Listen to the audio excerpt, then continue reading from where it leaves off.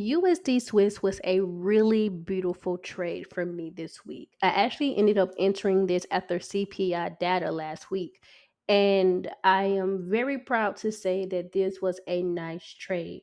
Now, did I catch the full entire move? No. So I'm going to talk about this move, and then I'm going to talk about other Swiss pairs as it compared to this one. So let's get into the analysis and the reason behind why I took this trade last week. So, as you guys can see, last week, price or the week before last, price made a higher high, but then price ended up on January 9th, last week on Monday, making a new lower low. At this point in time, I knew I wanted to be a seller because now there's not a balance. There wasn't a balance going on at that time, right? We could see that price was in a downtrend through December, and then we ended up making a new high, which looked like the buyers were coming back into the market, but the sellers pushed price right back down, showing that they wanted to keep price going in a downtrend. So that's the first indication that told me I want to be short. This is where the analysis comes into play. Once I understand the trend, I position myself in that direction because I don't want to trade against it. So at this time, I started to do my analysis and I realized with the way I enter trades, I don't want to enter a trade anywhere down in this area. I need price to have a deeper pullback so I can get a better risk to reward. So I dropped down to my 12-hour time frame. I placed my structure. Now, anytime I play structure, I always believe that structure is very personal to every trader, right? But the way that I trade, like I said, I like deeper pullbacks. I like when price in a downtrend can come back near my highs. Now, I don't want it to touch the high price number, but I want it to come near it. So somewhere in this area, I'm looking for a reason to get short because I'm going to set a sell limit. So I set my sell limit order and I was triggered into the trade. So price starts to go my way after CPI data, which makes me very happy, right? I mean, if you think about it, after a fundamental news comes out like CPI data, you're going to be happy to see it go your way. So I start to hold the trade, and then I notice that price gets around my break even point. So this pair was going to be a 186 pip winner, which means if I divide that by two, which is my halfway point, my 50% point to my TP, then I'm going to move the trade to break even, which means that I cannot lose any money.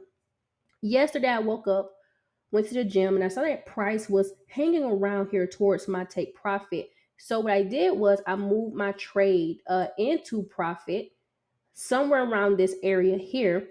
But then through the day, price came and stopped me out. So where this was supposed to be a really beautiful, and let's go back to what it was, a really beautiful 3.42 risk to reward trade, I ended up banking a 1 to 2 on this trade. So I risked a low percentage of my prop firm account.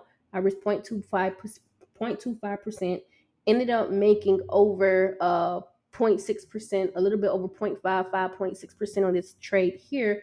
Really good trade. I really enjoyed it. Now, do I wish I would have took the full TP? I do, but I have rules in play. You know, I rather make some profit than none. I am always careful to move my trade to break even, especially more into profit, which is why I have my rules set the way that I do. But still, nonetheless, it was a really good trade. Now it's time to actually reanalyze to see how I'm going to get back in this because as you guys can see, price just made a new low. And so with that being said, this is when I am now going to set my position up. I want to enter the trade below 0.93587 in hopes that we are going to continue this downtrend. So for me, I already know that somewhere within this range here, let me get my circle right. Somewhere within this price range here, I am going to enter my trade. Okay. And it just depends on the risk to reward that I'm looking for. I'm not a bit stickler on risk to rewards as far as like saying that I have to have this type of risk to reward, I have to have that type of risk to reward. Honestly, if the risk to reward makes sense, then that's exactly what I'm going to do. I'm going to enter my trade based on what my technique gives me, and that's about it. So a trade like this, I already know just looking for more price is I'll have about a 1.58 risk to reward. I'm going to go ahead and set this trade up as well in my prop firm account. And that way I already had the trade running. I know where my stop loss is going to be. I know where around my take profit will be because price could keep going lower, but I know what I'm looking at as far as reward, and I know what my entry is. But let's look at some cash with trades that did not pan out. So this is a cat Swiss play, and I was hoping that price could stay above the higher low at 0.68518. I ended up doing a manual order on this last night, and as you guys can see, price did come and it did stop me out. But that's how it goes from time to time, right? So yeah, so this was one stop out of a 0.25% loss. It actually was less than the 0.25%. I think I lost somewhere around 0.17 or 1.8 on this trade. So when it comes to a prop firm account, I have learned this. Whatever you think you should go in that, go lower. Um, because of the daily drawdown rules, and especially if you're like me, I tend to enter multiple pairs around the same time. So I don't want to hit the daily drawdown rule. And now I try to stay under the daily drawdown rule when it comes to my prop from account. I don't want to go anywhere near the overall drawdown, the relative drawdown. So try to stay below that daily drawdown rule. That's just something that I have for me because I know how I trade, right? But yeah, so this one's ended up stopping me out. And then another one was New Zealand dollar Swiss.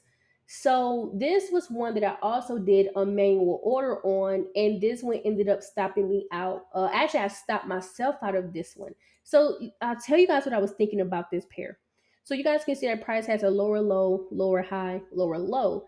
And I didn't set a pending order here, but what I did was I set a sell stop on this trade. Like if price went below this candlestick, I wanted to go short, but something didn't feel right about this trade. I don't know what it was. I just felt like it wasn't gonna go my way, and I don't have that gut feeling a lot, but I had that gut feeling. And something said, Shaquan, you're already in profit on USD Swiss. Go ahead and take the small hit on this pair, and you already just got out of USD Swiss. It hit your profit exchange rate. Like you're already out of this trade, and this small hit won't really won't do anything to your account. So I took the small hit. I took myself out of the trade. So yeah, so this is it's fine, but and I'm learning this. I am learning to be okay with losses, and I think that's the thing I had to get used to, learning to be okay that every trade will not be a winner. But that is why it's important to focus on the winners that come before. I learned last year the thing that was holding me back was I was not taking every opportunity.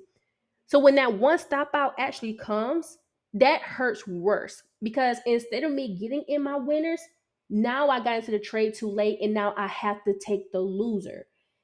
So now this year I decided take every opportunity because you could take a string of winners before you take that one loser. And then update your chart again and catch the other side. So that is what I am focusing on this year. And I'm glad that I collected that data on myself last year because that was data that I didn't know that was actually those were actually actions I didn't even know I was doing last year until I took my time out to really study me. And I'm going to continue to do the same thing this year and see how I can get better. So I pray that you guys learn something from this video. Like, even though I'm a trader, I like to coach through my videos, but I use myself when I'm coaching even through my own analysis. I call these coaching moments where I'm coaching, and then I call them teaching moments where even I'm being taught something. And I think that's something that all of us, can take away. So pray for you guys have a really great trading day and trading week. And remember, just because you lose a trade, that doesn't make you a loser. And just because you win one trade, you want to feel like a winner, but we're running a continuous race that doesn't stop until you fully quit. So we are traders. That's who we are. Okay? You guys have a great day, and I'll talk to you guys later.